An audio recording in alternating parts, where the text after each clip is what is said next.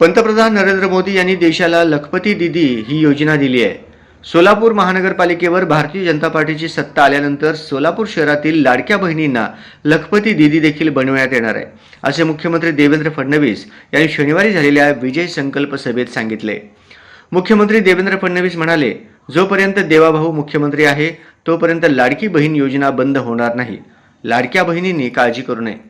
महाराष्ट्रातील भगिनींसाठी सुरू करण्यात आलेली लाडकी बहीण योजना काही दिवसांनी बंद होईल असे विरोधकांकडून खोटे सांगण्यात येत होते, परंतु या आरोपात कोणतेही तथ्य नाही. या उलट महाराष्ट्रातील लाडक्या बहिणींना आता लखपती दीदी करण्याचे काम वेगाने सुरू आहे.